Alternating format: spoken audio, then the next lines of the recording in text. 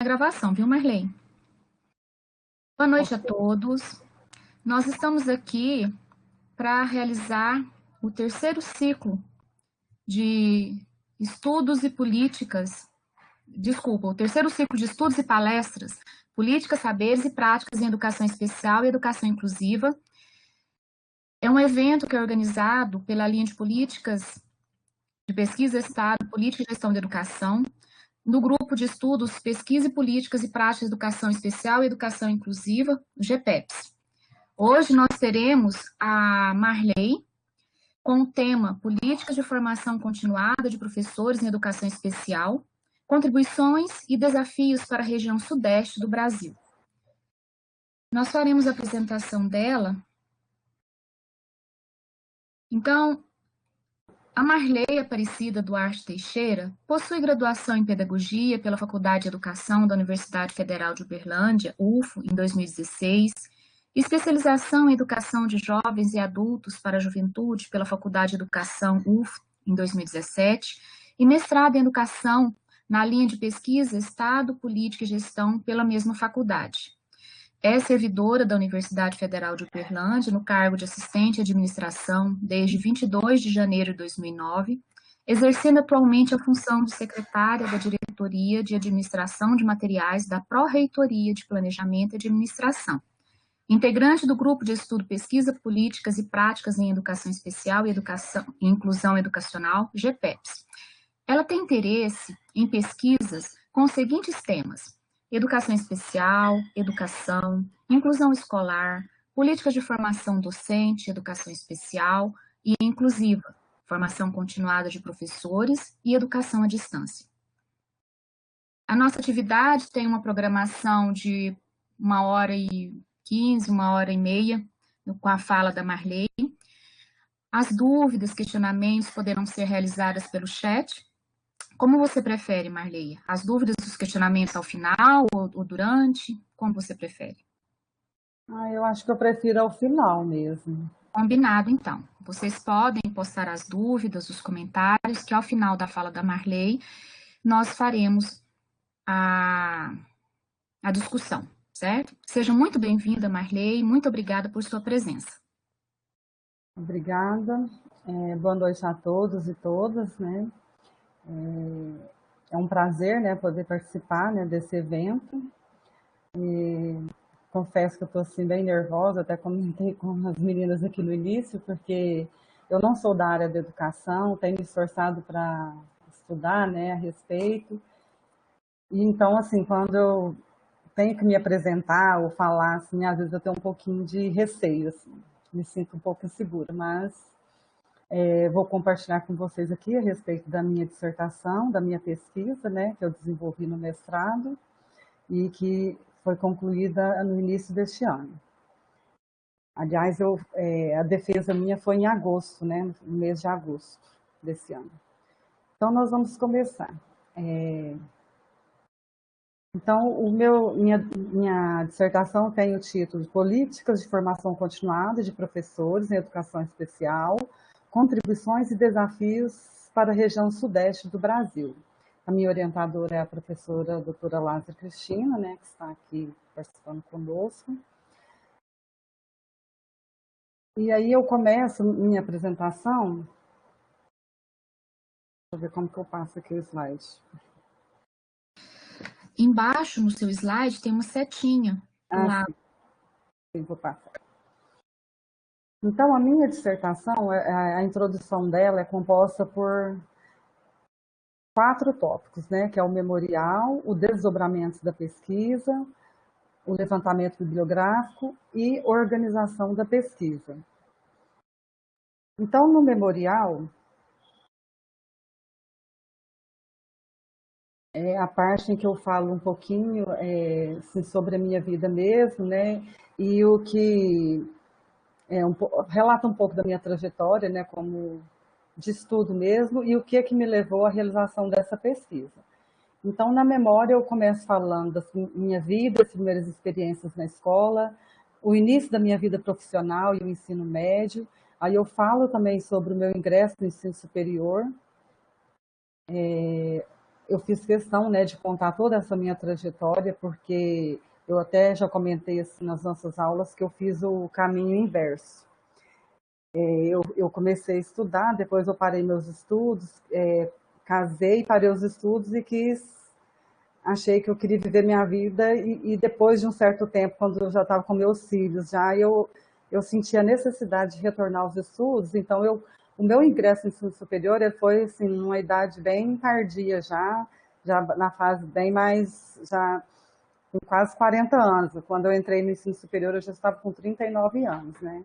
Então, por isso é que hoje que eu estou concluindo essa fase, assim, porque eu fiz o caminho inverso, na verdade. E aí, depois, eu continuo falando da pesquisa e a pós-graduação, né, como meu novo caminho de busca. Então, eu vou começar falando para vocês sobre os desdobramentos da pesquisa. Nos desdobramentos da pesquisa, eu falo da origem do estudo, do problema e dos objetivos.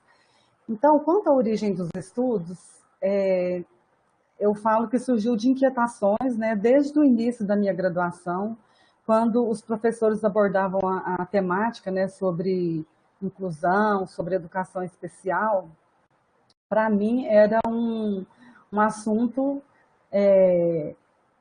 um pouco desconhecido, por eu não ser da área da educação, por eu estar totalmente alheia a esse tipo de estudo. Então, para mim, foi uma coisa que foi me causando algumas inquietações a respeito, né, da condição do professor na sala de aula, atuando com esses alunos, né, da educação especial. E aí, durante a graduação, no segundo ano do curso, eu cursando a disciplina de PIP, aí eu tive a oportunidade, né, de desenvolver o meu primeiro projeto, e aí tive como orientadora a professora Alexa, né, que era a nossa professora da disciplina, e no projeto foi desenvolvido um projeto que aí eu escolhi esse tema, que é a formação continuada de professores para a educação inclusiva, justamente porque já era uma coisa era um tema que eu tinha curiosidade, né, de entender como é que acontecia esse processo.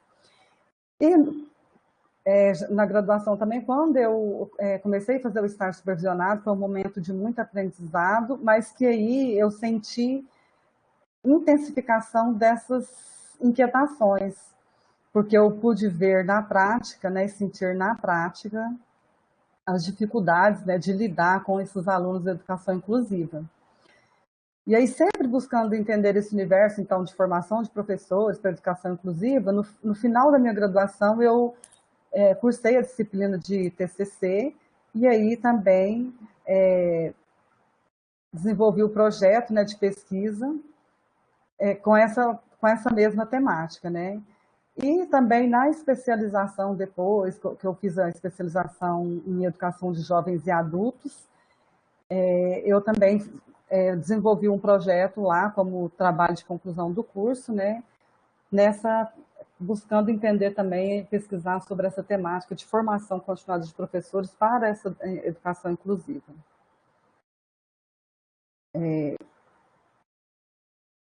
Então, quanto ao problema da minha pesquisa,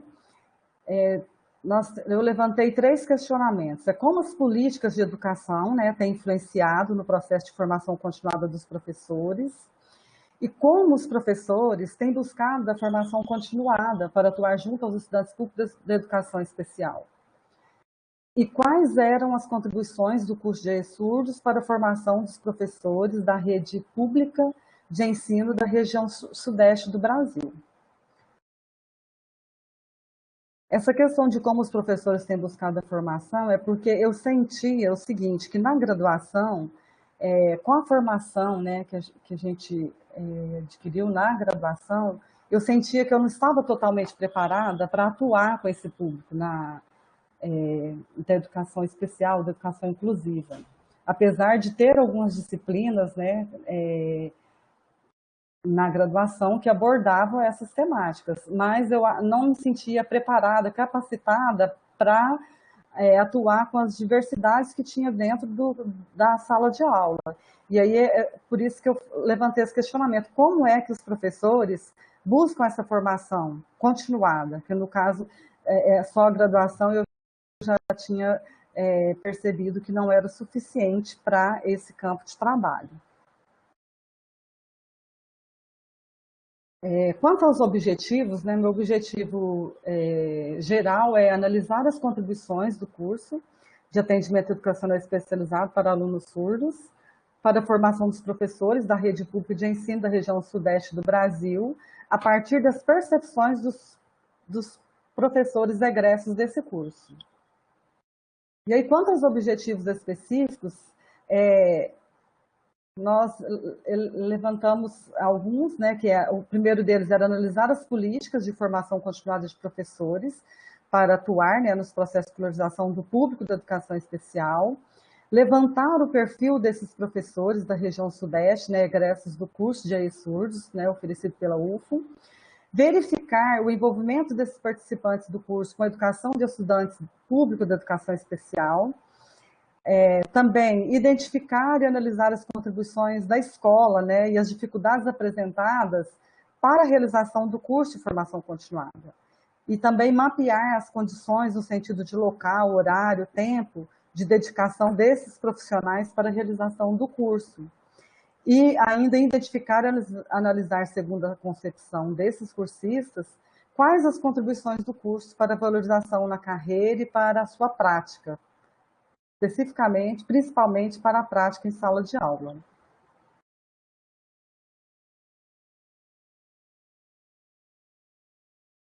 Então, a partir desse levantamento, né, dos nossos objetivos, a primeira coisa que nós fizemos foi o levantamento bibliográfico. O levantamento bibliográfico foi para a gente identificar, né, os estudos mais recentes com as abordagens relacionadas às políticas públicas de formação continuada para a educação especial. E aí, para esse levantamento bibliográfico, nós utilizamos 3 bases de dados, né, que é a Biblioteca Digital de Teses e Dissertações, o repositório da Universidade Federal de Uberlândia e também o Banco de Teses e Dissertações da CAPES. E aí, para a nossa consulta, nós utilizamos como critério de busca 2 escritores. Um deles é Políticas Públicas de Formação Continuada e o outro é Educação Especial. Aí, além desses escritores, né, da nossa busca, nós ainda delimitamos, né, como um recorte temporal para essa pesquisa, 5 anos, né, que compreendeu o período de 2014 a 2018, para nós chegarmos nesse resultado aqui que vocês já podem ver aí nesse quadro. E o quadro mostra, né, que os resultados encontrados foram 12 dissertações e 8 teses, que no título e no resumo trazia a abordagem da temática. Então, nós analisamos por título e pelos resumos, né, quais dessas teses e dissertações abordavam, de certa forma, a temática aqui deste estudo.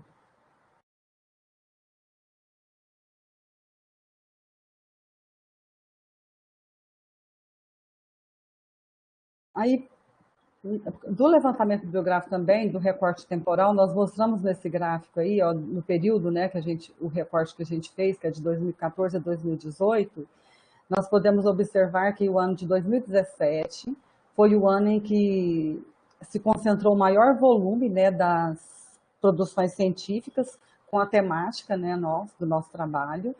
E no ano de 2018, as produções perdem um pouco essa expressividade aí. Então, mas assim, esse levantamento bibliográfico também serviu para nós justificarmos, né, a nossa pesquisa, o nosso trabalho.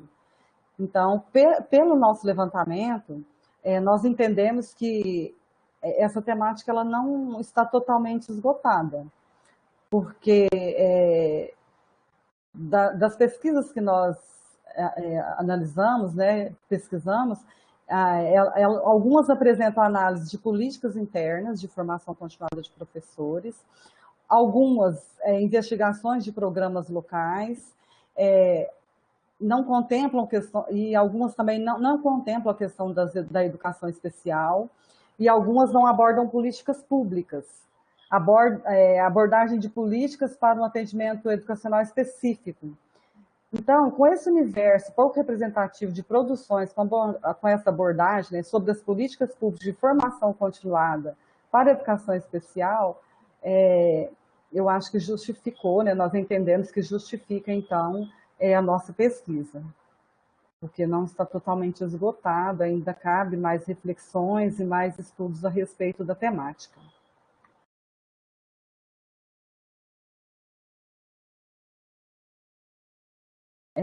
Organização do estudo. A importância do nosso estudo também, vou falar um pouquinho sobre a importância desse estudo, nós entendemos que ele é importante por fomentar, né, o campo das discussões, ampliando também o entendimento sobre as políticas de formação envolvendo a educação especial. E também outro ponto que eu considero importante do estudo é a oportunidade de apresentar, né, as contribuições desse curso que a UFA ofereceu em âmbito nacional, né, um curso que abrangeu várias localidades, vários professores, né? Então, eu acho importante também, eu acho que é um ponto importante do nosso estudo é isso, poder apresentar, né, essas contribuições desse curso que a UFA ofereceu. Aí a nossa introdução, ela está organizada em a organização do nosso estudo, ela foi organizada em 3 sessões. Sessão 1, que fala sobre os caminhos e procedimentos metodológicos. Na seção 2, nós vamos abordar a questão das políticas públicas de educação, uma perspectiva de inclusão. E a seção 3 já é intitulada um olhar sobre a realidade investigada, é onde nós vamos trazer a análise dos dados, né, da nossa pesquisa. Então, quanto aos caminhos e procedimentos metodológicos, vou passar a tela aqui.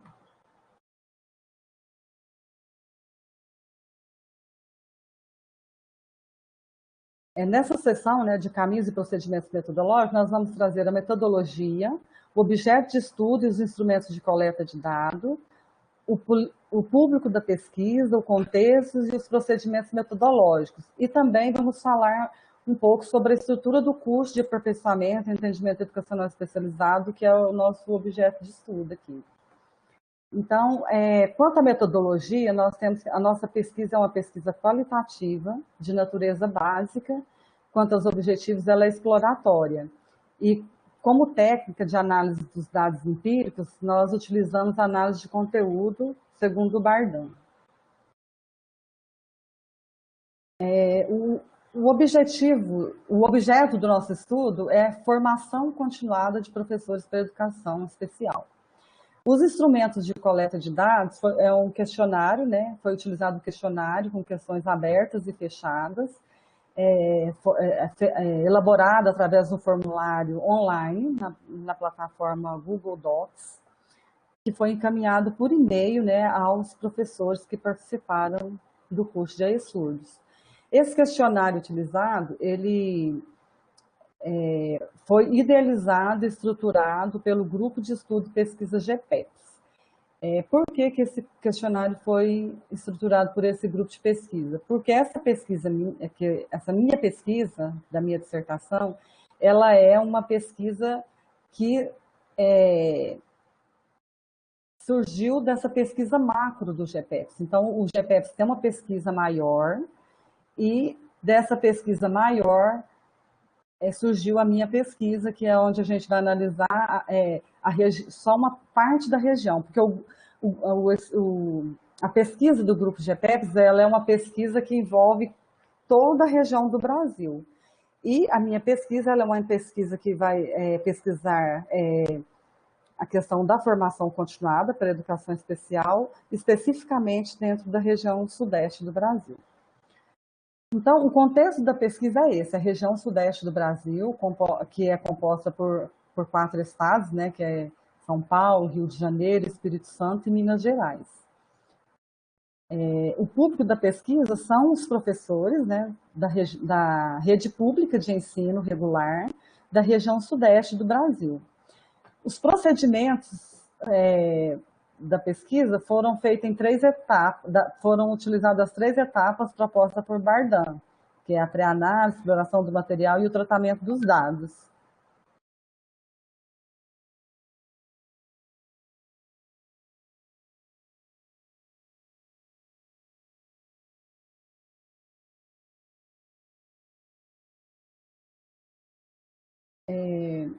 Antes de eu começar na sessão 2, eu gostaria de comentar que a UFA ela começou a participar da Rede Nacional de Formação de Professores de Educação Especial em 2008. E a FACED já contribuía, né, com a oferta de cursos de extensão, especialização para educação especial por meio do CEPAI. E aí, por meio do CEPAI, eles começaram a ofertar esses cursos em parceria com a Universidade Aberta do Brasil. Aí o CEPAI, ele é um setor da universidade, né, que respondia por algumas ações de inclusão, né, de pessoas por educação especial. E aí o CEPAI promovia palestras, encontros, seminários sobre educação inclusiva e cursos também na modalidade à distância, em parceria com o SEAD, que é o Centro de Educação à Distância. E aí, em 2009, então, em parceria com o CEPAI, FACED e a SECADI, começou a ser ofertado esse curso de ESURDOS, com a extensão da rede Renafor, que é uma rede presente no catálogo de cursos da OAB.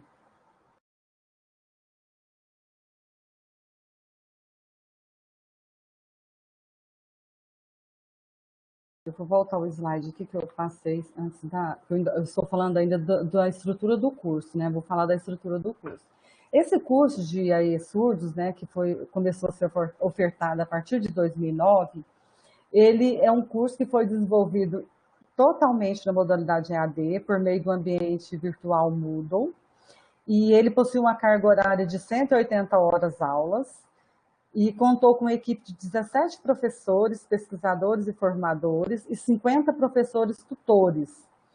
E em cada edição do curso eram ofertadas 1.000 vagas que eram distribuídas em 50 turmas. Então, é um curso de uma dimensão, né, bem grande mesmo, que possibilitou aí, atender, né, vários professores de diversas localidades do Brasil. Quanto à estrutura curricular do curso, o curso ele foi organizado em 4 unidades. A primeira unidade abordava a questão dos fundamentos da educação à distância. A segunda unidade abordava políticas públicas educacionais, políticas brasileiras destinadas à educação de pessoas surdas. A terceira unidade abordava a questão do atendimento educacional especializado para pessoas surdas. A quarta unidade abordava sobre noções básicas da língua brasileira de sinais. O objetivo dessa unidade era possibilitar aos professores que atuam no AE, né, conhecimentos da língua brasileira de sinais. E a quinta unidade, ela trazia noções básicas de português como segunda língua. E aí, já vamos passar agora para a segunda sessão, né, da pesquisa, que é a sessão que aborda, né, a questão das políticas públicas de educação numa perspectiva de inclusão.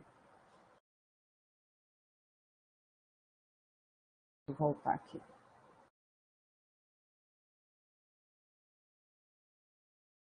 Então, essa sessão ela é composta por 3 tópicos também. E o primeiro tópico fala sobre as políticas públicas de inclusão e educação especial. O segundo, sobre políticas públicas de formação continuada de professores. E o terceiro, sobre políticas públicas voltadas para a educação à distância, no meio de formação continuada de professores para a educação especial. Então, o primeiro tópico, que é políticas de inclusão e educação especial, nós vamos abordar sobre os fundamentos teóricos sobre as políticas de inclusão e educação especial. Vamos trazer aí um abordar sobre educação especial, mostrando quando é que essa discussão ganha visibilidade no Brasil. E vamos apresentar também uma retrospectiva, né, histórica sobre as pessoas com deficiência, apontando as determinações legais para a educação inclusiva. E também vamos falar sobre as políticas voltadas para a educação à distância.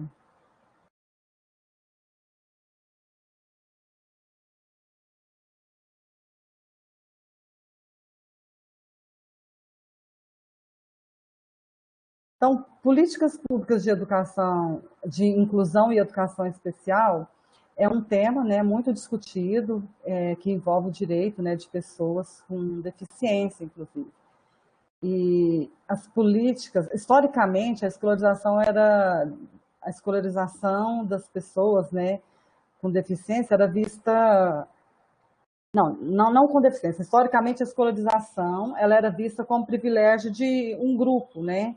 E aí, posteriormente, os sistemas de ensino universalizaram o acesso, mas continuaram excluindo os indivíduos e grupos fora dos padrões, né, homogeneizadores da escola. Então, nós entendemos que as políticas elas são criadas para atender demandas de um contexto econômico, social e político e trazem, na sua essência, o sentido normativo e regulador, né, do Estado. As políticas elas são formuladas dentro de um contexto histórico, na verdade. E aí, quando a gente pensa na questão da pessoa com deficiência, nós entendemos que a visão da deficiência ela vai depender do acesso a informações, das crenças, das convicções e da cultura de cada sociedade em cada contexto histórico. E aí, então, os termos, né, eles não são válidos para sempre. É por isso que acontecem as mudanças, né, de termos, de como é identificada a pessoa com deficiência. Esses termos eles são compatíveis com os valores, né, vigentes de cada sociedade. Então, nessa figura, né, que eu trouxe aí, está representando aí alguns momentos, né, representando situações de momentos históricos, né, que nós tivemos na questão da inclusão, na questão da educação especial, na verdade. Então, nós historicamente, quando a gente vai analisar, né, todo o contexto histórico, nós podemos perceber que, como a escolarização era vista como privilégio de um grupo, então ocorreu muito esse processo de exclusão, que era onde o direito da educação ele era negado às pessoas com deficiência, elas eram impedidas, né, de acessar o espaço escolar. E depois foram surgindo, né, as políticas, foram mudando um pouco o contexto, mas esses sujeitos não eram totalmente incluídos. Aí passou a ter esse processo de segregação, que é um processo em que as pessoas não podiam frequentar as escolas ou salas de aulas comuns, era somente espaços isolados. Nesse espaço era aqueles que a gente conhecia como classes especiais ou escolas específicas, né, para atender determinados grupos de pessoas. E depois passou esse processo de integração, que é a seleção dos estudantes para concessão restritiva, né, do direito à educação, e aí buscando assim, mas mesmo assim eles buscavam a normalização, mas onde o aluno ele era inserido dentro do contexto regular, mas ele estava dentro de salas de atendimento educacional especial, né? Era um atendimento isolado, não era totalmente incluído. Na verdade, ele era integrado. Ele estava ali, mas ele não era atendido nas suas especificidades. Enquanto que a inclusão, ele apresenta, né, um avanço em relação a esse movimento, porque ele rompe com a exclusão. No processo de inclusão, ele reconhece os direitos e pressupõe nessa garantia de equidade, de oportunidades. Mas analisando o nosso contexto hoje, nós podemos ver, né, pelo estudo, a gente pode perceber que todos esses processos aqui, eles ainda estão inseridos, de certa forma, dentro do contexto atual, né, da escola atual.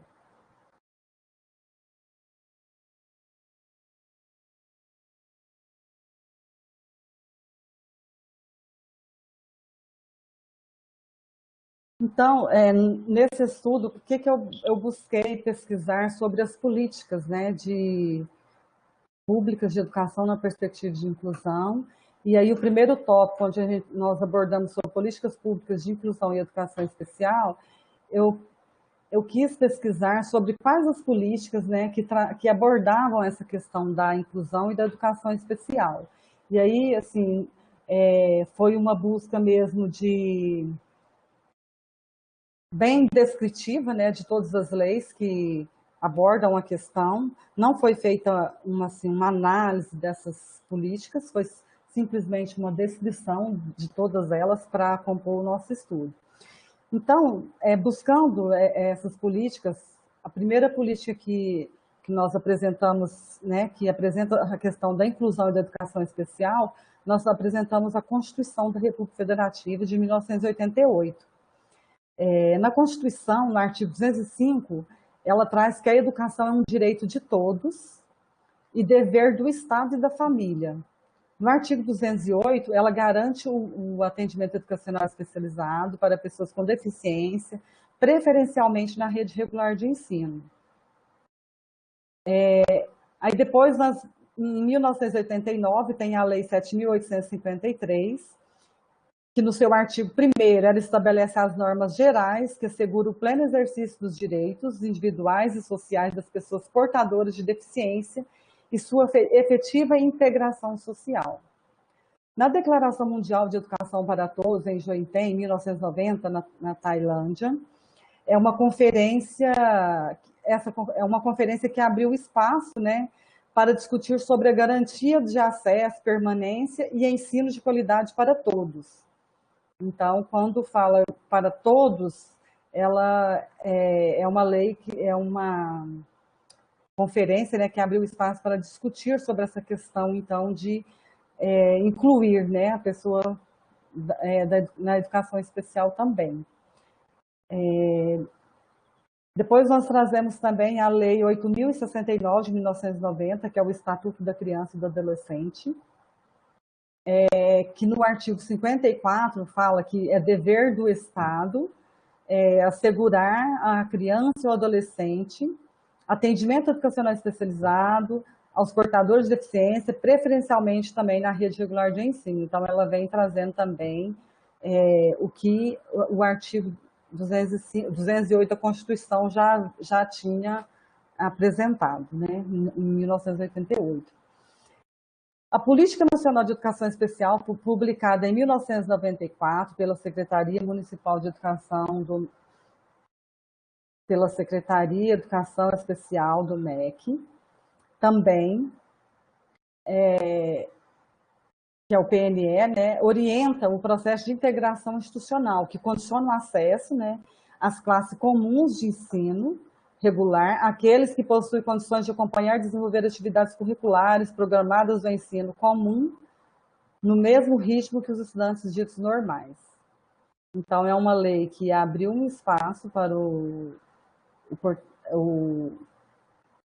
aluno, né, da educação especial, mas que condiciona, né, esse aluno a possuir condições de acompanhar e desenvolver as atividades, de acordo com os alunos ditos normais. E aí temos também, né, a Declaração de Salamanca, de 1994, que traz que todos os alunos devem aprender juntos, sempre que possível, independente das dificuldades e diferenças que apresentem. Então, a Declaração de Salamanca, ela vem a abrir, né, essa possibilidade, né, do aluno trazendo, né, essa garantia, né, de que o aluno possa ter acesso ao ensino regular, né, independente das suas dificuldades de ensino. Aí temos também a Lei 10.000, não, a Lei de Diretrizes de Base da Educação Nacional, de 96, que ela traz, né, que apresenta a educação especial como modalidade de educação escolar oferecida preferencialmente na rede regular de ensino para educandos com deficiência, transtornos globais do desenvolvimento e altas habilidades de superdotação. A Lei 10.112 institui o primeiro plano nacional de educação, também, ela apresenta como uma das metas, né, a educação especial como modalidade de educação escolar, que deveria ser promovida em todos os diferentes níveis de ensino e afirmava como medida importante a garantia de vagas no ensino regular para os diversos graus e tipos de deficiência. A resolução do Conselho Nacional de Educação, número 2 de 2001, que traz as diretrizes nacionais para a educação especial na educação básica, essa resolução aponta que o sistema de ensino deve matricular todos os alunos, cabendo às escolas organizar-se para o atendimento aos educandos com necessidades educacionais especiais, assegurando as condições necessárias para uma educação de qualidade para todos. Aí nós temos também ainda o Plano Nacional de Educação em Direitos Humanos, de 2016, que ele tem como objetivo incentivar formas de acesso às ações de educação em direitos humanos, a pessoa com deficiência, e entre as metas está a inclusão de temas relacionados às pessoas com deficiência nos currículos das escolas. A Política Nacional de Educação Especial, na perspectiva da educação inclusiva, de 2008, é um documento que orienta os sistemas de ensino a elaborarem planos de educação em consonância com as diretrizes propostas, a priorizar a inclusão de crianças com deficiência e transtornos globais de desenvolvimento, a substituir as classes especiais, né, pelas salas de recursos multifuncionais.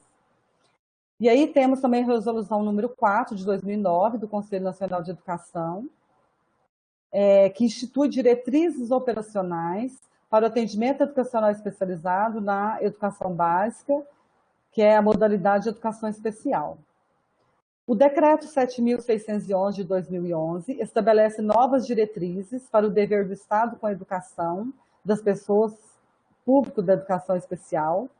Entre elas, determina que o sistema educacional seja inclusivo em todos os níveis, sem discriminação, com base na igualdade de oportunidades, que o aprendizado seja ao longo de toda a vida. Ou seja, então, por esse decreto, né, garante, né,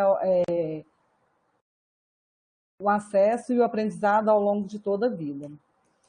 A Lei 13.005 de 2014, que é a Lei do Plano Nacional de Educação, é uma lei do plano de metas, que traz na meta 4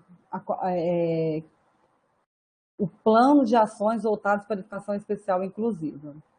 E a Lei 13.146 de 2015, que institui a Lei Brasileira de Inclusão da Pessoa com Deficiência, ela também é conhecida como o Estatuto da Pessoa com Deficiência, é uma lei que tem como objetivo assegurar e promover as condições de igualdade, e ela altera algumas leis e o conceito de deficiência.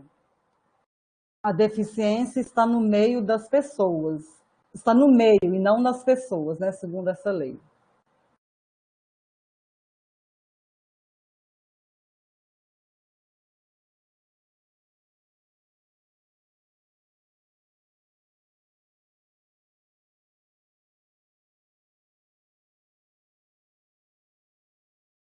E aí, aqui sobre as políticas públicas de inclusão e educação especial, a meta 4 do PNE estabelece o planejamento de ações voltadas para a educação especial inclusiva. A lei apresenta como meta 4 universalizar para a população de 4 anos a 17 anos, com deficiência, transtornos globais do desenvolvimento e altas habilidades ou superdotação, o acesso à educação básica e ao atendimento educacional especializado, preferencialmente na rede regular de ensino, com garantia de sistema educacional inclusivo, de salas de recursos multifuncionais, classes, escolas ou serviços especializados públicos ou conveniados.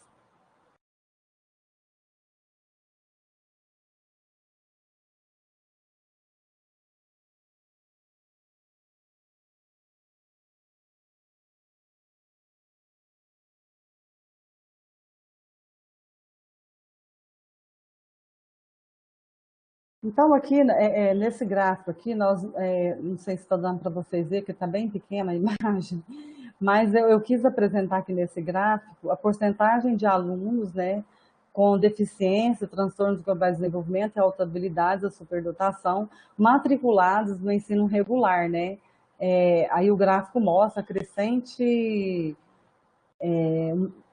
uma curva crescente, né, de matrículas, né, desses alunos no ensino regular, com o passar dos anos, né. E esse é um dado que a gente tirou do censo, né. Deixa eu ver aqui.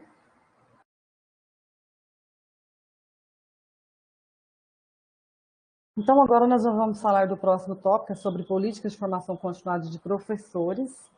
E aí, na questão das políticas de formação continuada, também nós buscamos as políticas, né, que abordam a questão da formação continuada dos professores. E aí, o que nós podemos perceber é que, com a análise desses documentos que tratam da educação inclusiva e da educação especial, nós já observamos que alguns desses documentos que nós apresentamos aqui já trazem apontamentos e algumas orientações, né, a respeito da formação docente, envolvendo tanto a formação inicial quanto a formação continuada. O processo de inclusão, ele é garantido, né, legalmente, ele requer profissionais mais bem preparados e requer formação de professores, né? Eu acredito que a qualidade do ensino está ligada também à qualidade da formação de quem ensina. Então, o professor ele tem que estar preparado, ele tem que buscar, né, formas de conhecer melhor e estar preparado para atuar, né, nesse campo.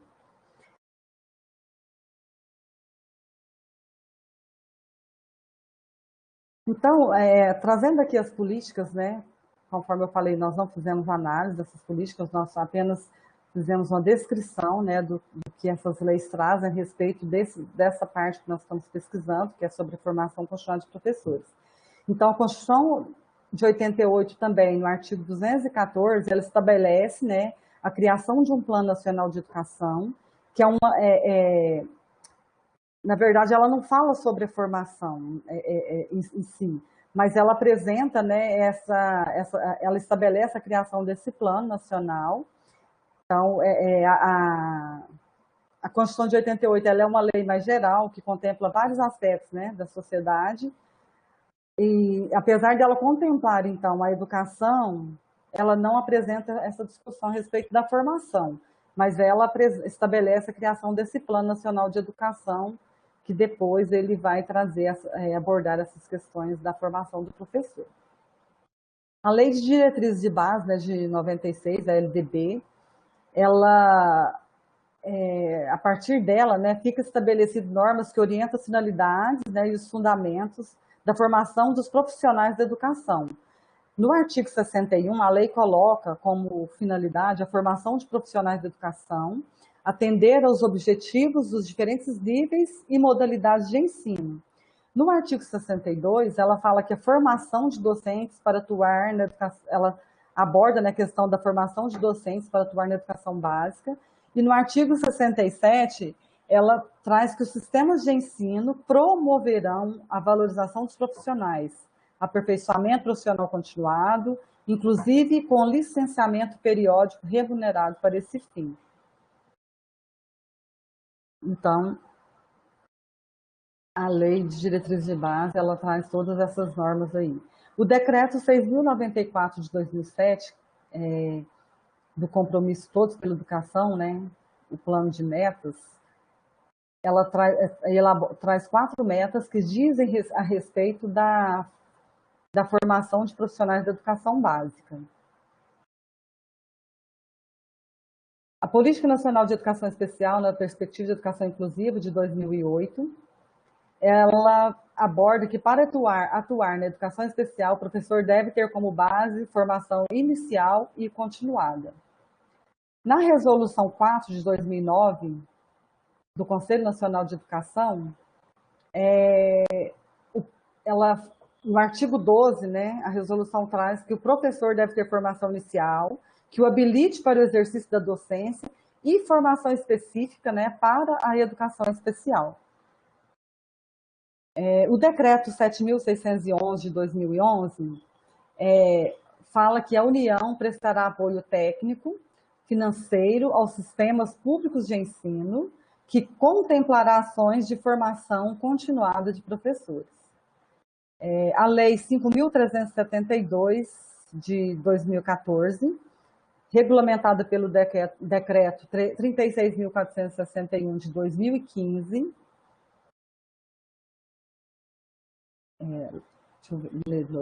Lei 5.372, ela traz como parâmetro que o contexto educacional, inclusive, exige formação específica do professor para o atendimento educacional especializado.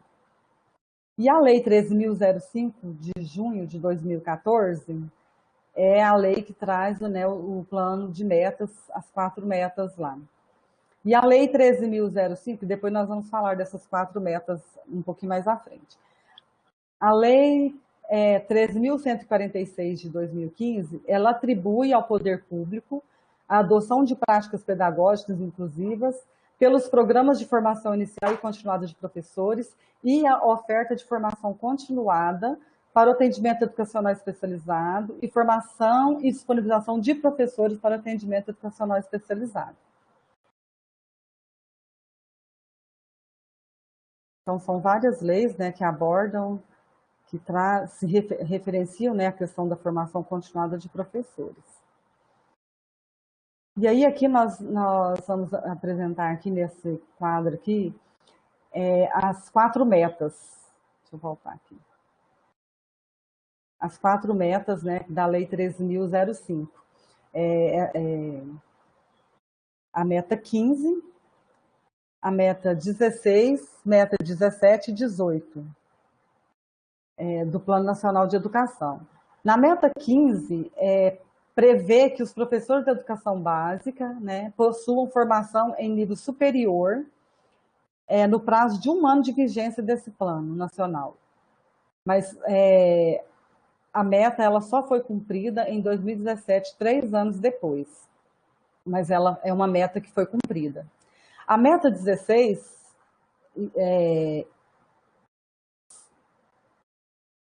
segundo o que apresenta o PNE, no período de 2009 a 2017, o indicador avançou 11,8 pontos percentuais, tratando-se de um ritmo insuficiente para o cumprimento da meta até o término da vigência.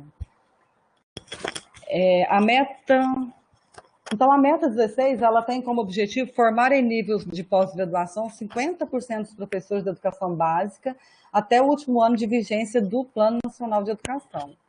A meta 16, valorizar os profissionais do magistério, das redes públicas de educação básica, de forma a equiparar seu rendimento médio ao dos demais profissionais com escolaridade equivalente até o final do 6º ano de vigência do Plano Nacional. E a meta 18, ela tem como objetivo assegurar, no prazo de 2 anos, a existência de planos de carreira para os profissionais de educação básica superior de todos os sistemas de ensino. Vamos passar para frente aqui. E aí eu apresentei aqui esse gráfico, né, da meta 16, que mostra, né, os professores de educação básica que possuem pós-graduação. Então, é o que eu falei, segundo esse gráfico, segundo o que apresenta, né, o Plano Nacional de Educação, no período de 2009 a 2017, o indicador avançou, mas foi um avanço insuficiente para atingir a meta até o termo, né, da vigência. Ainda na meta 16, eu apresentei aqui nesse quadro os professores com formação continuada, tanto a nível de Brasil quanto a nível da região Sudeste. Então, nós podemos perceber aqui que na região Sudeste também teve uma elevação, né, dessa questão da formação continuada dos professores, mas é um pouco abaixo, né, comparando com toda a região do Brasil.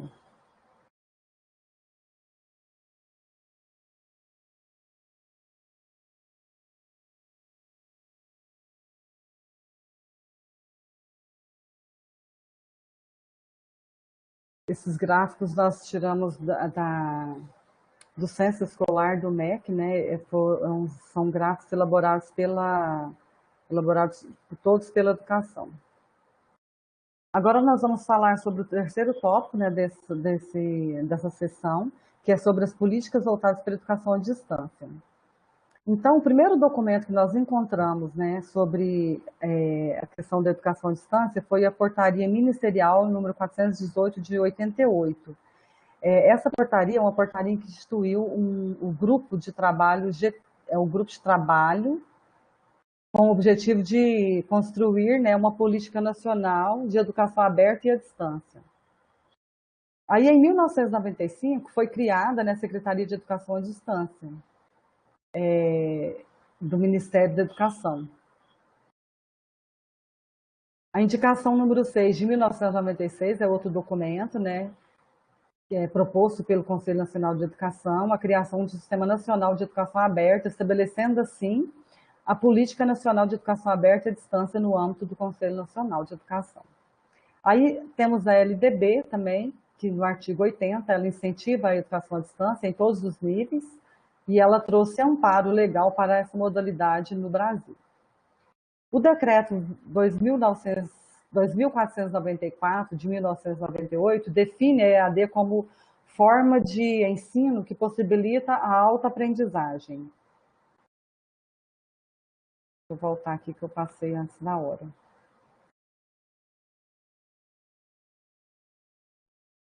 Na verdade, eu voltei. E em 1999 foi criada a Unirede com o nome Universal Virtual Pública do Brasil. Essa Unirede buscava uma política de Estado visando a democratização do acesso ao ensino superior público e gratuito. O Plano Nacional de Educação de 2001, da Lei 10.172, trata no sexto capítulo sobre educação à distância e tecnologias educacionais. E assim apresenta incentivo à educação à distância em todos os níveis de ensino, reforça a política de educação à distância para a formação dos professores. A Portaria 4.059 de 2004, as instituições de ensino superior são autorizadas a ofertar disciplinas na modalidade semipresencial. No decreto 5.622 de 2005, que regulamenta o artigo 80 da LDB de 96, caracteriza a EAD como modalidade educacional na qual a mediação didático-pedagógica nos processos de ensino e aprendizagem ocorre com a utilização de meios de tecnologias e de informações e comunicação. O decreto 5.800 de junho de 2006 institui, né, o projeto da Universidade Aberta do Brasil, com a meta, né, de contribuir com a Política Nacional de Formação de Professores. E a Lei 11.502 de julho de 2007 é uma lei que modifica as competências e a estrutura organizacional da CAPES e assume a formação de professores da educação básica. E temos também a portaria número 12, de abril de 2007, que dispõe sobre a criação do Programa de Formação Continuada de Professores da Educação Especial.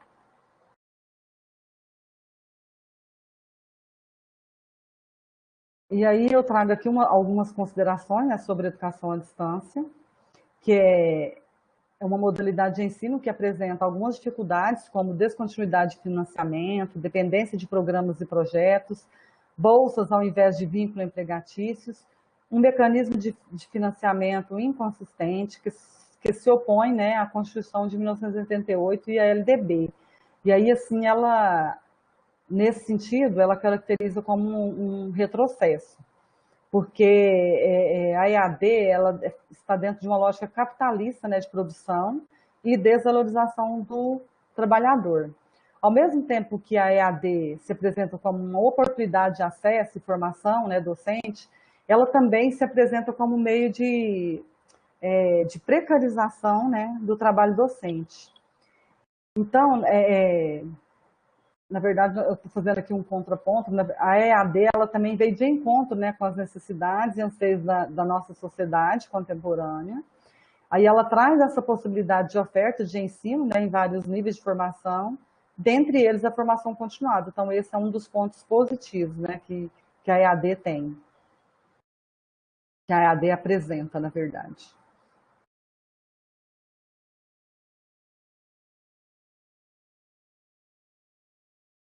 Então, ainda, né, como considerações sobre a AD, ela é uma propulsora, né, do avanço na ampliação de vagas, que ampliou muito o número de vagas, conseguiu, né, abranger um número grande de pessoas, né, que às vezes não teriam oportunidade de sair e tempo, né, dispor de tempo, né, para cursar um curso e com a educação à distância houve, né, ampliou essa oportunidade.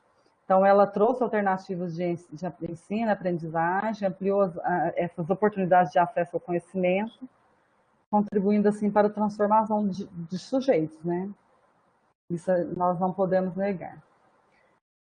E agora, a terceira sessão, nós vamos falar sobre um olhar sobre a realidade investigada, que é onde nós trazemos aqui a análise dos dados, né? Pesquisados, os dados da pesquisa. Para essa sessão,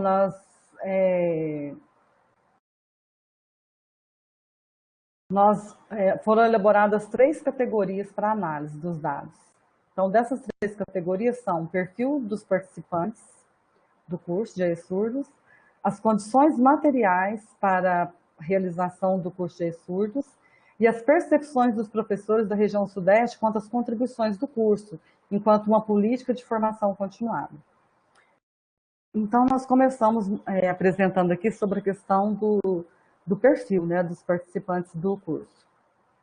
Então, quanto ao perfil dos participantes do curso, no primeiro gráfico aí nós apresentamos nós apresentamos os cursistas por sexo, né? Então, o gráfico nos mostra que é um público majoritariamente feminino, né? E nós podemos perceber que revela aí uma tendência da profissão no Brasil, que ainda reflete, né, no histórico do magistério enquanto uma carreira feminina. No segundo gráfico, nós apresentamos aí os participantes do curso por faixa etária. Pela faixa etária, pela análise, né, da faixa etária, o gráfico nos mostra, né, que a maioria dos professores não é um público muito jovem, né? São professores, 38% são professores que estão entre 35 e 44 anos, e outra parcela dos professores, 38% também, ou seja, dá um total aí de 76% dos professores estão nessa faixa de idade de 35 a 54 anos de idade. Então, não são professores uma faixa etária mais adulta, né, mais velhos, mais experientes na profissão. Ainda sobre o perfil dos participantes, nós trazemos aí o próximo gráfico, que fala sobre o nível de formação desses professores.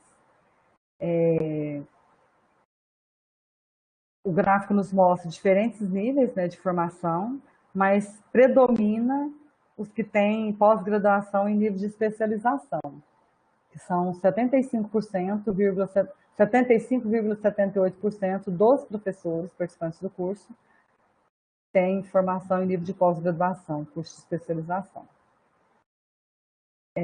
Quanto à área de formação desses professores, que nós também buscamos nos dados, né, da pesquisa, essa informação, nós podemos ver que são várias áreas, né? São 6 áreas diferentes de formação, que envolve a área da biologia, geografia, história, letras, matemática, pedagogia, tem uns que não está especificado, mas o que predomina mesmo são professores formados em pedagogia, 76,04% são formados em pedagogia. Ainda quanto ao perfil, né, dos participantes, eu sei que esse quadro aí está bem difícil de vocês lerem, mas eu vou falar aqui que eu acho que vai dar para entender direitinho. Nós buscamos saber qual a área de formação desses professores na pós-graduação, e aí os professores foram respondendo, alguns têm mais de uma formação, fizeram mais de um curso, e aí nós filtramos os que tinham a mesma formação, né? Então, surgiram vários cursos aí, várias respostas, mas quanto à área de formação em nível de pós-graduação, a grande maioria respondeu lato sensu, formação lato sensu, envolvendo as áreas de educação especial, educação infantil, educação básica em Libras, AEE e gestão em educação. Apesar de aparecer, então, 28 opções diferentes de formação, nós temos 198 dos participantes responderam que a formação deles é em lato sensu, nessas áreas que eu já acabei de dizer para vocês.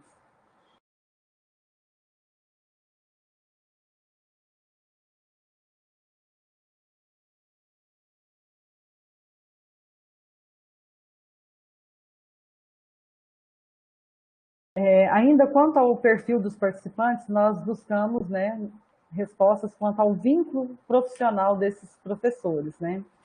E aí, quanto ao vínculo profissional, o gráfico nos mostra que 74% dos professores são concursados, e temos aí também professores que são aposentados,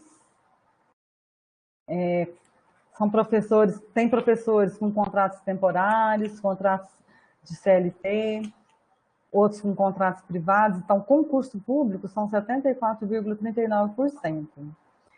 E aí, quando eu vi que pessoas aposentadas, né, também participando do curso, eu achei interessante, né, e cheguei à conclusão que existe, né, são motivações diferentes, né, da busca pelo conhecimento. Porque o que a gente pode inferir é que os professores que estão atuando estão buscando essa formação, né, para atuarem ali no contexto, né, de trabalho mesmo. Mas e o professor que é aposentado? Por que ele está buscando essa formação? Mas nós podemos ver ali através da pesquisa que são pessoas que têm familiares, né, que são públicos da educação especial, e aí busca essa formação também até para poder compreender melhor, né, o familiar, neto, filho. Então, é nesse sentido, são motivações diferentes mesmo. Quanto ao vínculo institucional também, nós buscamos essa informação, né? Aí nós vimos que tem professores da Secretaria Municipal de Educação, da Secretaria Estadual de Educação, de universidades e institutos federais e de outros vínculos. Só que a maioria possui vínculo na rede municipal de ensino e na rede estadual apenas 5% possui, e na rede estadual, e apenas 5% dos professores, né, possui o vínculo com instituições federais. Então, o maior público, né, 56% do público, são professores da rede municipal de ensino.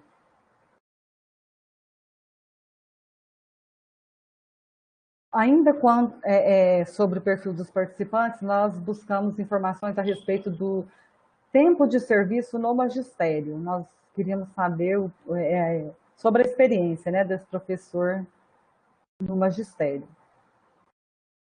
E aí, nas perguntas do questionário, tinha professores com menos de 1 ano, entre 4 e 6 anos, entre 1 e 3 anos, entre 7 e 9 anos, entre 10 e 15 anos. E também tinha a opção mais de 15 anos. Então, pela nossa pesquisa, o gráfico nos mostra que, quanto ao tempo de magistério, a maioria dos professores já possui experiência acima de 10 anos. Então, são professores já com uma bagagem aí, né, na área da educação. O próximo gráfico vai apresentar para nós, né, a respeito dos turnos de trabalho desses professores. E aí, quanto aos turnos de trabalho, os dados mostram que a maioria dos professores trabalha em carga horária excessiva e dispõe de pouco tempo, né, para a busca da formação. São mais de 50% dos professores que trabalham em 2 turnos, 10% dos professores trabalham até 3 turnos de trabalho, o que mostra para nós que uma sobrecarga de trabalho docente. E que nós chegamos à conclusão que ainda precisamos, né, refletir sobre a política de sobre as políticas, né, de valorização e as formas em que essas políticas estão sendo aplicadas. Porque quando o professor ele é submetido a uma sobrecarga de trabalho que o impossibilita, né, de buscar formação para ele desenvolver o seu próprio trabalho melhor, esse professor não está sendo valorizado, né, ele não está sendo olhado, né, e ele precisa ser visto com outro olhar, né, porque para ele desenvolver bem o seu papel, para ele dar conta das exigências do novo contexto escolar, ele precisa ter essa formação e precisa de disponibilidade de tempo para isso. Agora, se ele trabalha 3 turnos por dia, ou 2 turnos, ainda tem a casa, a família, qual vai ser o horário de busca de formação desse professor?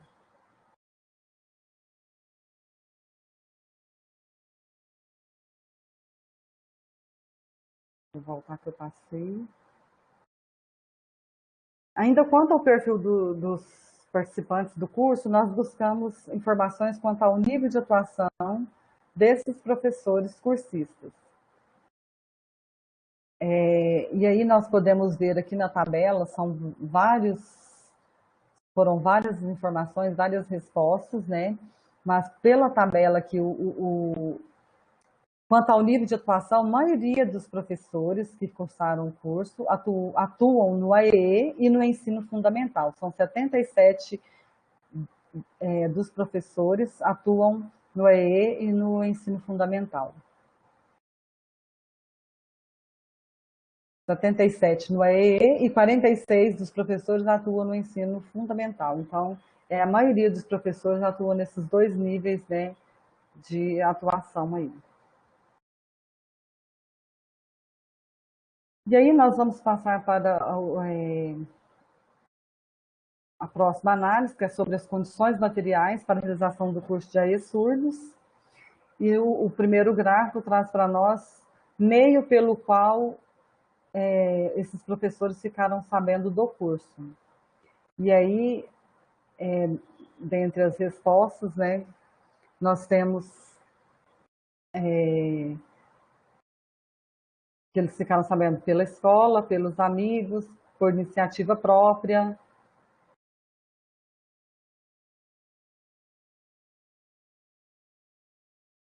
Aí, deixa eu só...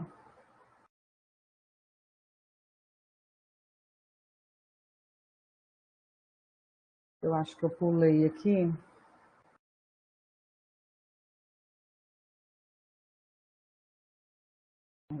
Então, nós vamos buscar o meio pelo qual os professores ficaram sabendo, né, do curso. Estou voltando aqui sem querer, gente, me desculpe aí. Apertei aqui sem querer.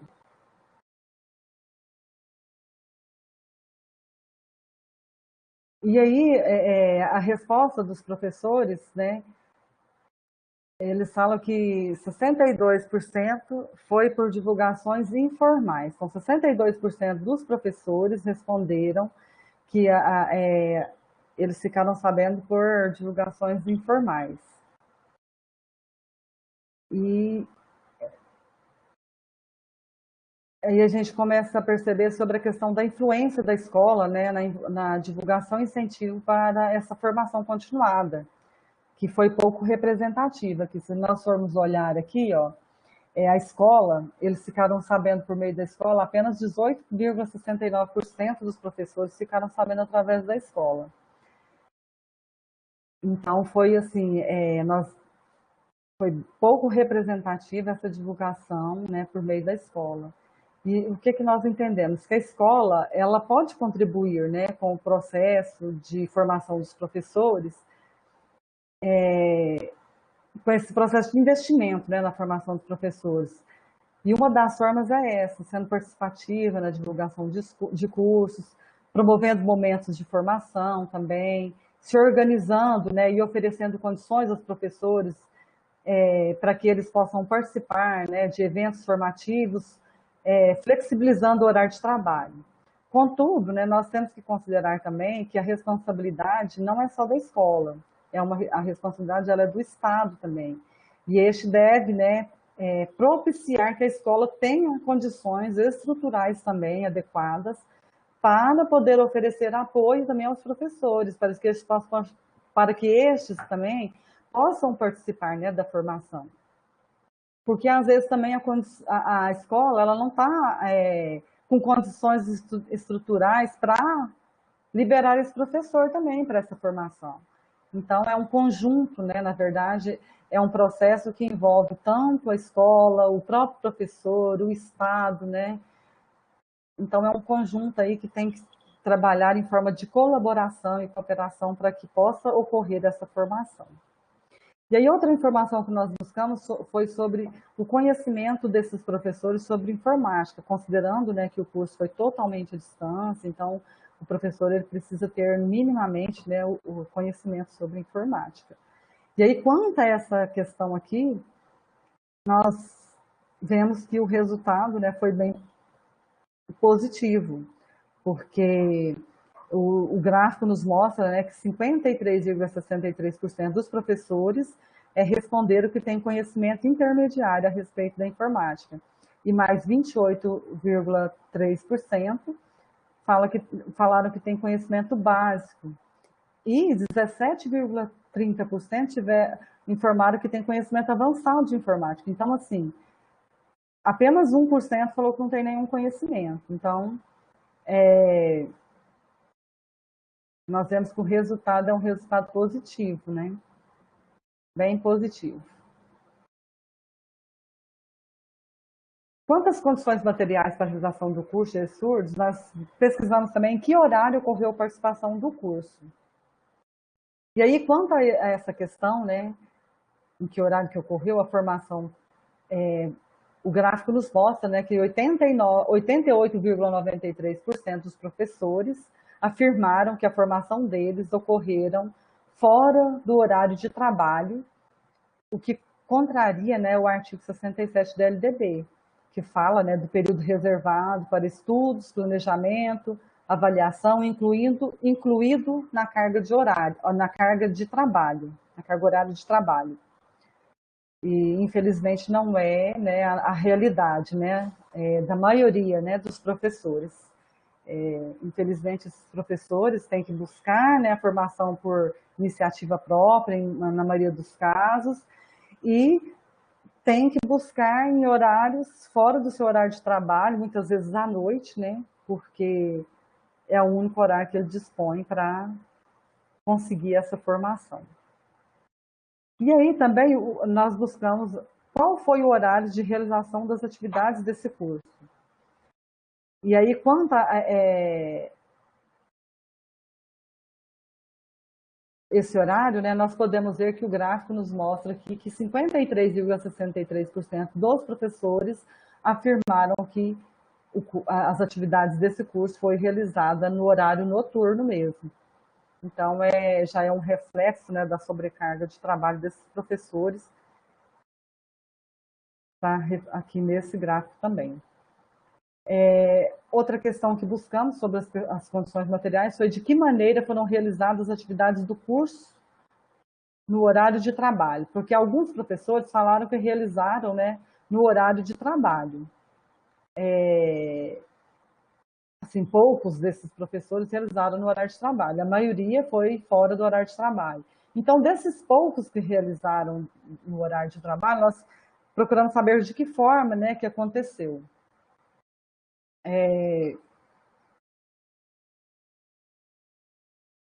Eu não apresentei... Ah, não, tá aqui. Depois eu vou falar sobre o local, né, que aconteceu.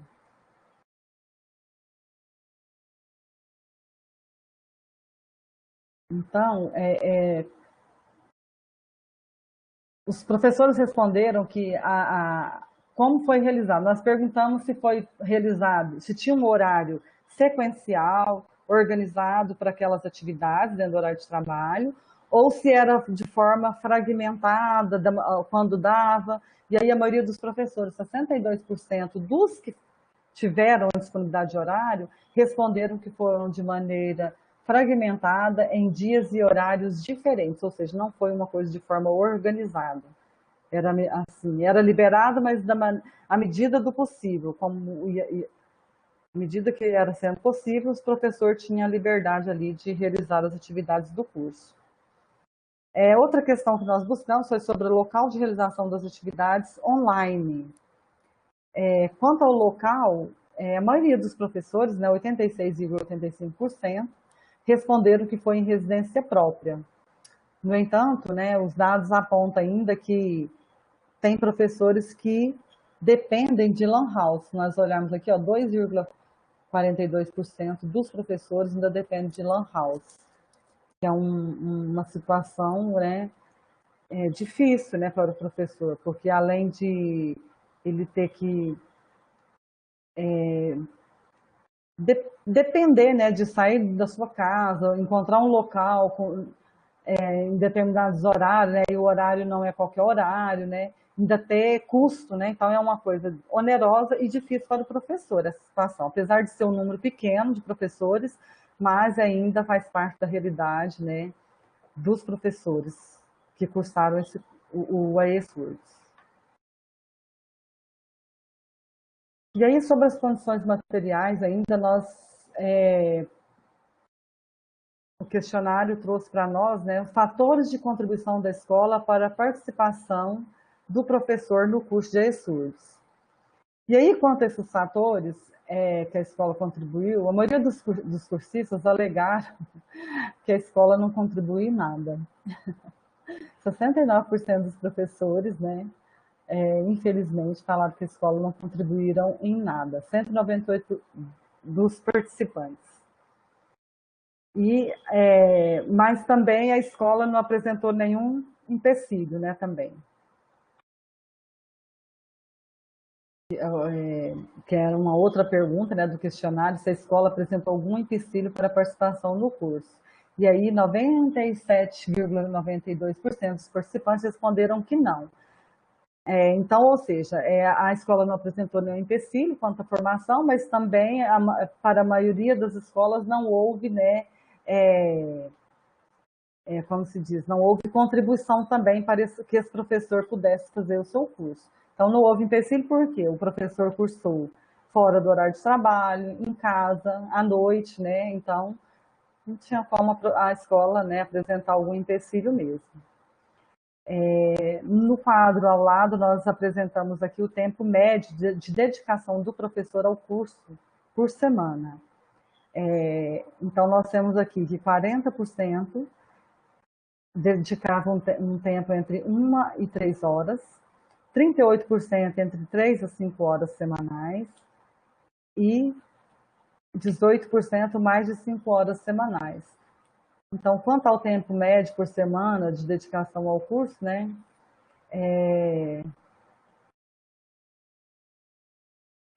apenas 18% dedicaram mais de 5 horas semanais. Pelo que consta lá, o curso ele previa, né, no mínimo de 5 horas. Né? Então, o que a gente percebe é que a maioria dos professores não teve como disponibilizar o tempo necessário para a realização das atividades, né, do curso oferecido. Então, o que a gente percebe é que muitas vezes as condições materiais não oferecem ao professor condições, né, para ele no sentido de buscar essa formação continuada. E mesmo assim, né, em meio a essas condições adversas, dificuldades, sempre a gente ainda encontra, né, professores comprometidos, né, com a educação, que buscam, né, por si próprios os cursos de formação continuada. E essa é uma maneira, né, que a gente entende que é uma maneira, né, de mudarmos, né, a realidade, né, do contexto educacional, contribuindo, né, com esse processo de inclusão, contribuindo com a educação, né, desses alunos públicos da educação especial, através da formação do professor, é uma das maneiras, né. E agora nós vamos falar da última questão analisada, que é sobre as percepções dos professores da região Sudeste, né, quanto à contribuição do curso enquanto uma política, né, de formação continuada. Então, contribuições do curso para o plano de carreira. 57% dos professores afirmaram que o curso não contribuiu para o plano de carreira. Somente 36% dos professores foram beneficiados, né, com essa questão da contribuição do curso para o plano de carreira.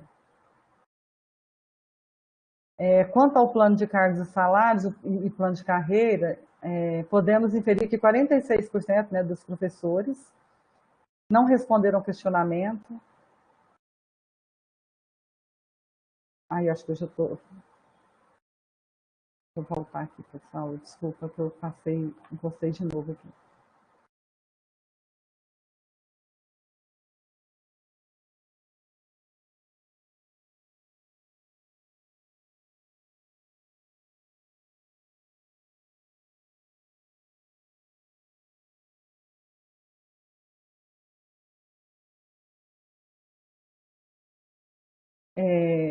A outra questão que nós abordamos foi se os professores se sentem valorizados, né, pelo curso realizado. E aí, 76,04% dos professores responderam que sim.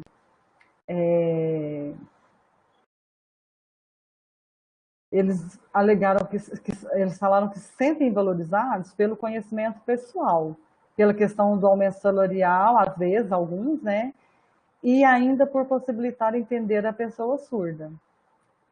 O curso contribuiu muito com essa questão, né, de poder entender o aluno, né,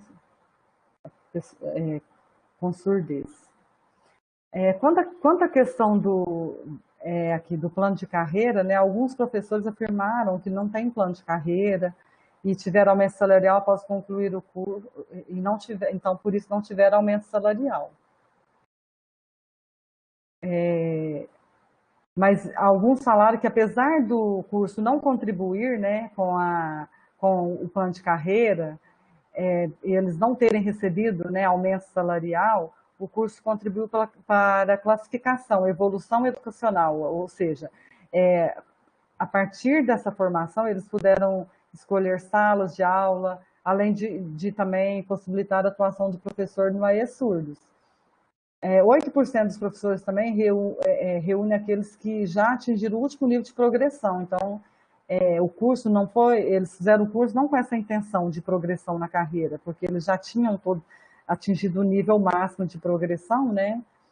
Mas então eles estavam buscando a formação mesmo para a questão de conhecimento mesmo e aperfeiçoamento para o trabalho.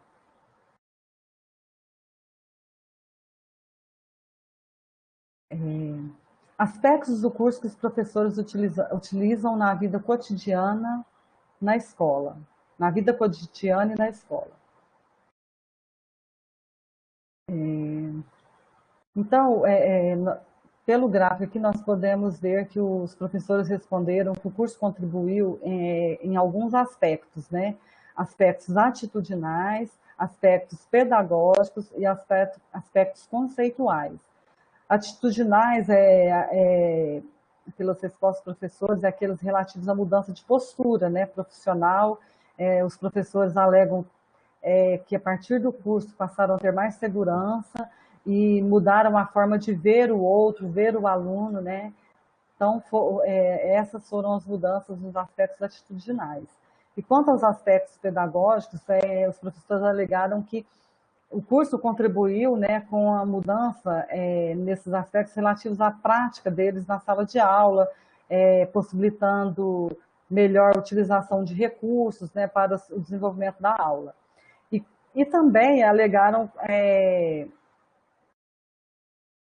contribuições nos sentidos conceituais, relativos, inclusive, à compreensão dos conceitos de inclusão, surdez, de AEE.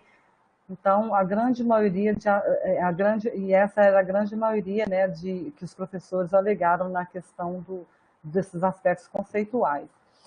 Então, quanto aos aspectos que a formação continuada pelo AESU tem influência na vida cotidiana dos professores, fora do ambiente escolar, nós trouxemos aqui algumas falas de 3 professores. Um deles falaram que, quanto aos aspectos atitudinais, um olhar amplo com as pessoas de deficiência em todos os seus aspectos, social, moral, físico, entre outros. Então, nós podemos ver que o curso contribuiu para esse olhar mais mais amplo, né? Que o professor passou a olhar o aluno em todo o seu contexto, social, moral, físico, entre outros.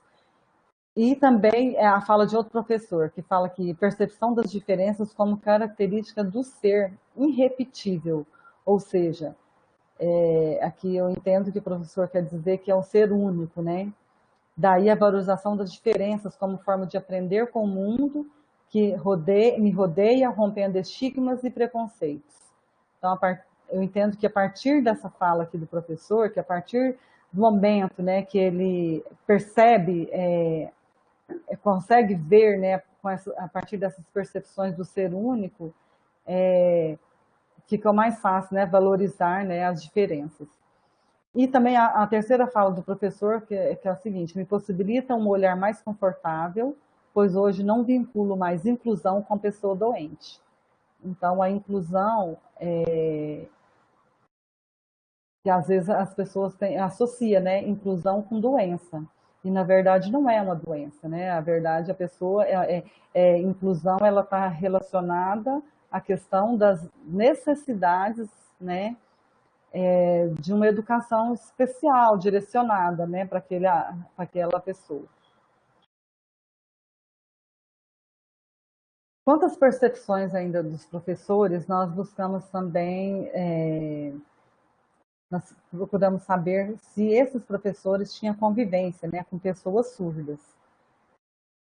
E aí o gráfico nos aponta aqui que 28,37% dos professores não responderam,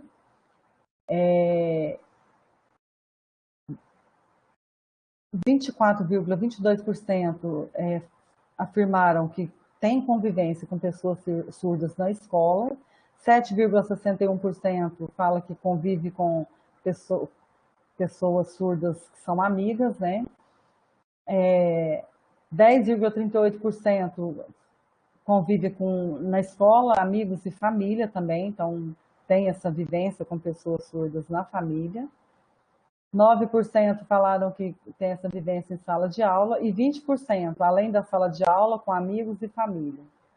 Então, assim, da maioria dos professores, eles têm uma certa convivência, de alguma forma, né, com pessoas surdas. Então, nesse sentido, nós entendemos, né, que o curso ele veio, né, contribuir também com essa formação do professor para que ele possa estar mais apto, né, para essa convivência, mais preparado para essa convivência. E aí nós buscamos saber também contribuições do curso em ações relacionadas às políticas públicas de educação especial para os professores cursistas. E aí, nesse sentido, os professores falaram que o curso contribuiu, possibilitando a eles participação das discussões, elaboração do Plano Estadual de Educação, participação das discussões e elaboração do Plano Municipal de Educação, participação das discussões e elaboração do projeto político-pedagógico da escola, participação do conselho escolar, participação das discussões e elaboração do plano de desenvolvimento da escola, participação das discussões e elaboração do Plano Municipal de Educação, participação de associações, movimentos sociais, indicação de ações para compor plano de ações articuladas e participação do Conselho Municipal e Estadual de Educação em Deficiência. Então, o curso veio contribuir nesse sentido também. O curso fez diferença na participação do professor na comunidade escolar e na comunidade social em que ele se encontra? Quanto a essa pergunta, nós temos aqui que 62% dos professores responderam que o curso contribuiu e fez diferença na vida deles, né, na questão de participação na comunidade escolar e também fora da comunidade escolar. Então, as contribuições do curso não foi só para a atuação dele enquanto professor, foi também enquanto participante de uma sociedade, né, onde ele vai encontrar, vai conviver com pessoas surdas. E aí, aqui eu já venho apresentar as considerações finais. Nas considerações finais, acreditamos, né, ter alcançado os objetivos traçados no início da pesquisa, uma vez que o estudo possibilitou analisar, né, apresentar, né, as políticas públicas de formação de professores para atuar, né, nos processos de escolarização pública e educação especial, nos permitiu identificar o perfil dos egressos do curso de ESURDOS da região Sudeste, identificar o envolvimento desses professores com a educação de estudantes públicos de educação especial. E quanto às contribuições da escola e as dificuldades apresentadas para a realização do curso de formação continuada, o estudo ele mostra que falta ainda conscientização por parte das instituições a respeito dos direitos e da necessidade que o professor tem da formação com melhoria da prática e do atendimento ao aluno, né, com deficiência. E ainda há necessidade, né, de reorganização, de organização e articulação, né, dos docentes, né, para reivindicar os direitos, né, e valorização do seu trabalho. E também ainda é mapear as condições, né, no sentido de local, horário e tempo de dedicação para as atividades experimentadas, né, pelos profissionais para a realização do curso, as marcas, né, da desvalorização docente ficaram bem evidentes, né. Nesse sentido, né, nós podemos destacar, né, que nós vimos aqui sobre a questão da sobrecarga, né, do trabalho docente e ainda muitas vezes a responsabilização do professor pelo atendimento educacional sem lhe oferecer, né, condições de formação específica, que geralmente é necessário e tão urgente, né? E aí, quanto à valorização na carreira, o curso ele contribuiu com uma pequena parte, né, dos professores participantes do curso. Alguns dos professores disseram que não tinha plano de carreira, né, que é o que nós vimos ali nos dados apresentados. Sendo essa outra marca de desvalorização, né, docente, que requer articulação, eu creio, né. Ainda assim, o estudo aponta que os professores se sentem valorizados pela realização do curso, pelo conhecimento pessoal, e ainda por possibilitar a eles entender a pessoa com surdez. São resultados que apontam, né, para o compromisso desse professor com a aprendizagem e desenvolvimento do aluno, né, que ele trabalha. E aí, segundo a percepção dos professores da região Sudeste, foi possível identificar alguns aspectos de contribuição do curso para os professores, dos quais podemos destacar aqueles relacionados à mudança de postura, né, profissional, no sentido de procurar entender melhor o aluno, público de educação especial, contribuições que proporcionaram segurança no relacionamento e no desenvolvimento do trabalho docente com a pessoa com deficiência. Foi possível identificar também contribuições nos aspectos pedagógicos, né, relativos à melhoria do trabalho desenvolvido no AEE. O curso contribuiu também para melhor compreensão dos conceitos de inclusão, surdez, AEE, segundo a percepção desses cursistas. E podemos inferir, então, que o curso de AEE Surdos foi importante meio, né, de formação continuada para os professores da região Sudeste. O curso também, né, evidencia que a Universidade Federal de Uberlândia tem colaborado, né, para a efetivação da política pública de formação continuada e das políticas de educação à distância, por meio do curso, né, ESURNOS. E ainda, como polo de formação continuada de professores, ela possibilitou ampliar as discussões, né, sobre a educação de pessoas surdas e diante da demanda, né, urgente de formação de profissionais para desempenho das funções acadêmicas, né, no interior das escolas públicas brasileiras, foi de grande relevância, né, o curso de ESURS, uma vez que o curso veio ao encontro, né, dos anseios, né, dos professores da região Sudeste, possibilitando melhores condições de atuação e norteando o trabalho educativo, né, com estudantes surdos. Deixa eu ver aqui.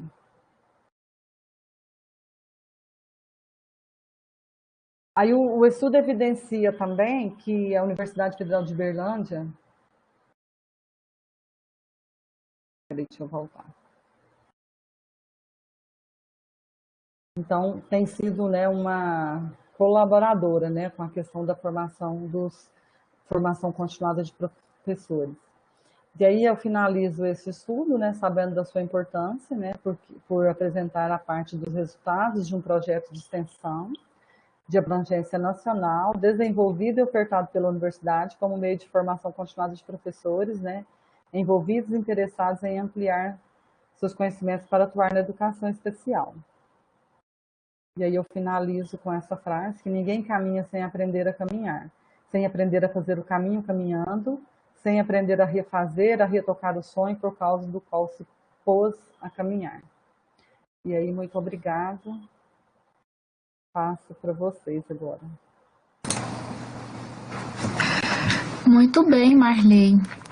Uma oportunidade riquíssima ouvi-la, ver a sua trajetória de pesquisa, o seu esforço e dedicação, um tema tão importante para nós.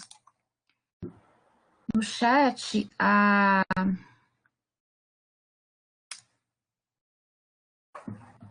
Evanir está te parabenizando pelo excelente trabalho, a Lázara também. Ai,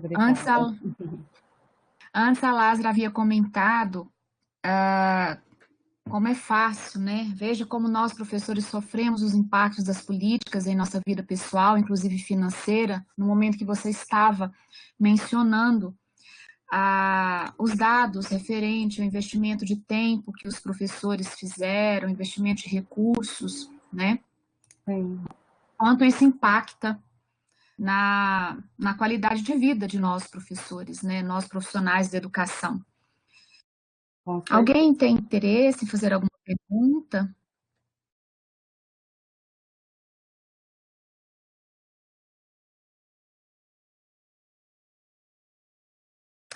A Ivani corrigiu aqui a fala dela. Excelente. No início da sua fala, fez lembrar-me quando retornei à vida de estudante. Apesar de todas as dificuldades, tornei-me professora no ensino fundamental e depois professora do atendimento educacional especializado. Sou apaixonada pela educação especial. Parabéns, Ivani. É uma área que é apaixonante mesmo. A Lázara postou aqui, gente, pedindo para não deixem de conferir os dados na lista de presença. Disso depende a emissão dos certificados. Ela postou o link logo acima, né? Eu não consegui assinar ainda, viu? Não. Depois a gente manda o link para você no particular. Tá bom. Tá?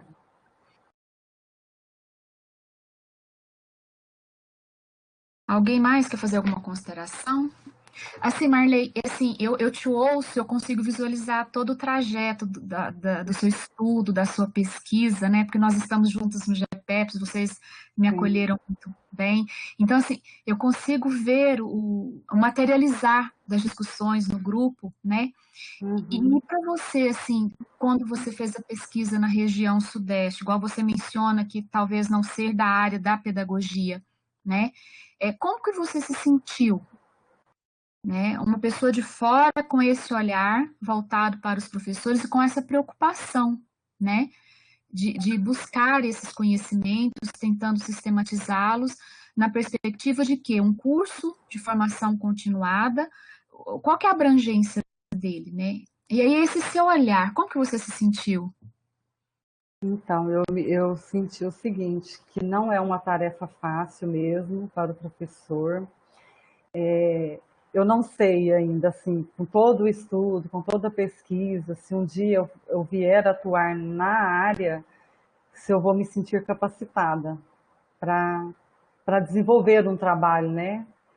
Então, assim, eu acho que os professores é um trabalho árduo, é um trabalho que exige dedicação, é um trabalho que exige amor mesmo pela profissão, né? É o que, assim, é o olhar que eu tenho de fora, assim. Mas é um trabalho muito bonito também. É um trabalho, eu acho que é um trabalho lindo e que não é fácil justamente por isso, por essa questão da desvalorização, é que muitas vezes é o professor que tem que buscar com seus próprios recursos, né? Ele tem que se desdobrar, né, da sua vida mesmo, como se diz, ele tem que deixar de lado, né, a sua vida secular para ele conseguir, né, atingir esse objetivo aí, que é o de estar preparado para atuar, né, na sala de aula. E é igual eu comentei, eu fiz o estágio e eu senti muita dificuldade quando eu me deparei, né, com crianças público de educação especial. Mas, assim, é uma dificuldade assim, é uma questão, assim, de pensar o que é que eu vou fazer, né, o como fazer, da melhor maneira, porque ali dentro da sala de aula você quer atender aquele aluno da melhor maneira, você quer ajudar aquele aluno, né, a conseguir, né, a atingir, né, o seu, como se diz, o seu conhecimento ali. E isso é uma questão muito difícil. Mas eu creio, assim, o que eu percebo assim de fora é que a prática também, ela vai ajudando muito o professor a se formar ali, né?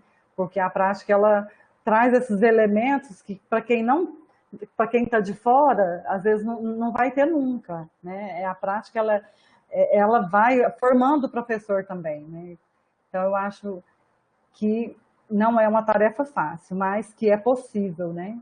Mas exige essa dedicação do professor, essa vontade de querer fazer e aprender para fazer melhor sempre.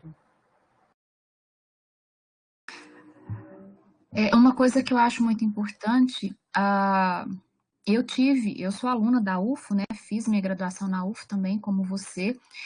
Eu falo que eu tive o grande privilégio de conseguir fazer a minha graduação toda em tempo real, atuando.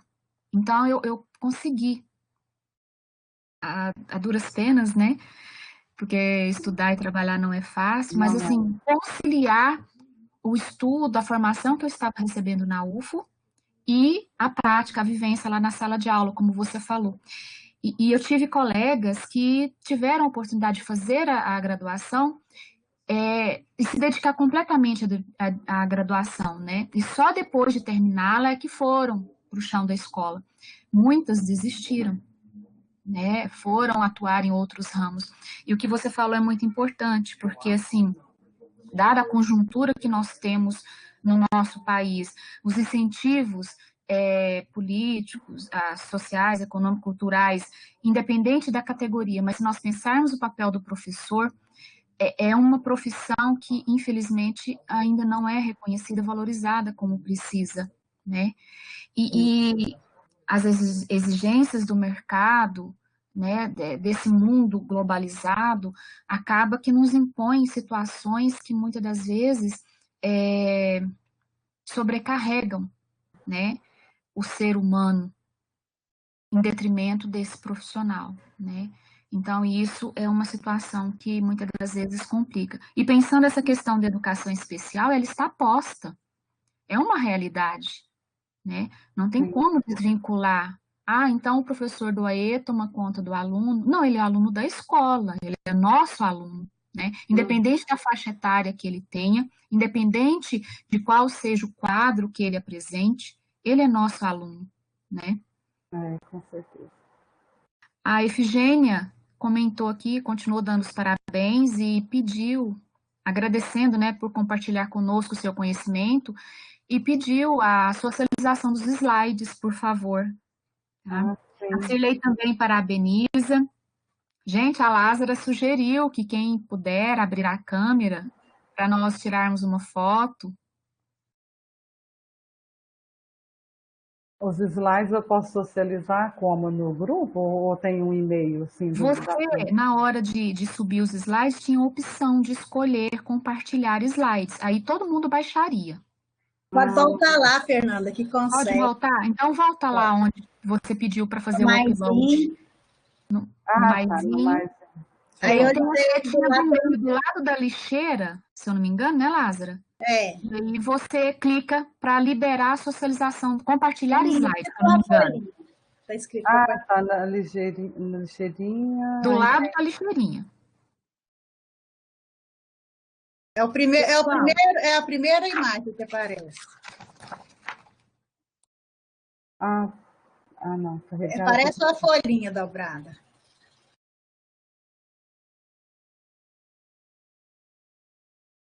Achou? Gente, não tô conseguindo Manda ver. ele pelo WhatsApp para mim, lá no grupo, que eu socializo ele aqui e compartilho para Tá você. bom. Tá bom. Gente, nós queremos lembrar que nós teremos as próximas atividades, né? Estão programadas para continuar o terceiro ciclo de estudos e palestras, políticas, saberes e práticas em educação especial e educação inclusiva. As próximas atividades estão programadas para o dia 11/12, com a temática ensino remoto, educação especial e educação inclusiva, será às 14h30, e o dia 15/12, com o tema desafios na identificação e escolarização de estudantes com altas habilidades e superdotação, que será às 19h30 também nesse mesmo endereço. Tá? Essa atividade do dia 11, é dia 8 ou dia 11? Dia 11/12, às 14h30. Ela terá a presença da professora Cristina Lacerda, da UFSCar, né? Uhum. E também nós teremos a participação de uma professora da rede pública, que é doutoranda na Universidade de Santa Cristina, né? Que vai falar sobre como que na educação básica lá eles estão lidando com essa situação. E nós teremos também uma professora da UNB, né, a Sinara, que vai estar compartilhando o ensino remoto na educação lá em Brasília, na UNB, tá? Então, assim, é uma atividade bem interessante, apesar de ser à tarde, né, gente? A gente não teve outra possibilidade de horário, mas será gravada e depois disponibilizada na página do GPEPS, tá? Vamos tirar foto, gente, ou não? Vamos tirar, todo mundo aí. Cadê o povo? Vamos abrir as câmeras, gente. Cadê o povo?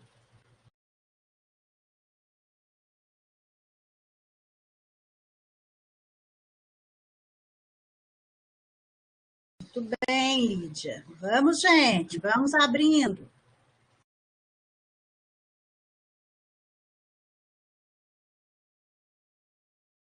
Não sejam tímidos, tímidas. Gabriela, Arlinda, Cirlei, Denise, Efigênia, Evanir, vamos? Vamos ficar bonita na foto. Priscila lá. Tem muita gente, Lázaro. Assim, tem algumas pessoas que estão falando que estão sem câmera. Ah, tá. Quem não tiver câmera vai ficar só com a vontade da foto, né, gente? Marley, o pessoal está te dando os parabéns. Foi excelente te ouvir. Obrigada. A Lídia, a Gabriela, né? A Ivanir, faço minhas as palavras de um comentário que li. A aceitação e a inclusão são passos importantes para quebrarmos preconceitos e outras resistências. Ressalto aqui a nossa formação continuada. Parabéns, Marley, muito boa sua explanação. A Priscila, a Jussara, a Arlinda, dando os parabéns. Marley fica só nervosa à toa, né, Marley? Pois é. Eu fico.